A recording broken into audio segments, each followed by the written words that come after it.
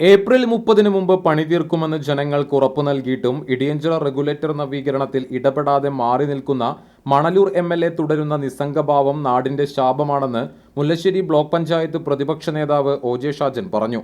ഉദ്യോഗസ്ഥരും കരാറുകാരും ബന്ധപ്പെട്ടവരും ചേർന്നുള്ള ഒത്തുകളിയാണോ നവീകരണം വൈകലിന്റെ പിന്നിലെന്ന് സംശയിക്കേണ്ടിയിരിക്കുന്നുവെന്നും അദ്ദേഹം പറഞ്ഞു. മഴയ്ക്ക് മുമ്പ് റെഗുലേറ്റർ നവീകരണത്തിന്റെ പ്രവർത്തികൾ പൂർത്തിയായില്ലെങ്കിൽ നിരവധി പേരാണ് പ്രതിസന്ധിയിലാകുക.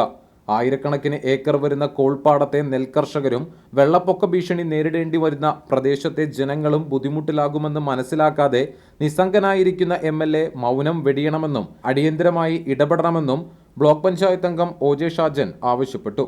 കരാറുകാരും ബന്ധപ്പെട്ടവരും ഉദ്യോഗസ്ഥരും ചേർന്നുകൊണ്ട് ഈ ഇടിയഞ്ചിറ റെഗുലേറ്ററിനെ ഒരു പൊന്മുട്ടയിടുന്ന താറാവാക്കി മാറ്റുന്നുണ്ടോ എന്നുള്ളത് സംശയിക്കുന്ന ഒരു ഘട്ടത്തിലാണ് നാട്ടിലെ ജനങ്ങൾ എത്തിച്ചേർന്നിട്ടുള്ളത്. നമ്മെ സംബന്ധിച്ചിടത്തോളം മഴക്കാലമാവുന്നതോടെ വെള്ളം വന്നു കയറുകയും അങ്ങനെ വെള്ളം വന്നു കയറുമ്പോൾ റെഗുലേറ്റർ പ്രവർത്തിപ്പിക്കാൻ കഴിയാത്ത തരത്തിൽ അതിൻ്റെ നിർമ്മാണ പ്രവർത്തനങ്ങൾ പൂർത്തീകരിക്കാത്ത സാഹചര്യം ഉണ്ടായാൽ വീണ്ടും വളയം ബണ്ട് കെട്ടുകയും അത് പൊട്ടിക്കുകയും ചെയ്യുന്ന ആ ഒരു പ്രവൃത്തി ആവർത്തിക്കുന്ന തരത്തിലേക്ക് കൊണ്ടുപോകാൻ ഇവർ ശ്രമിക്കുന്നു എന്ന് വേണം കരുതാൻ.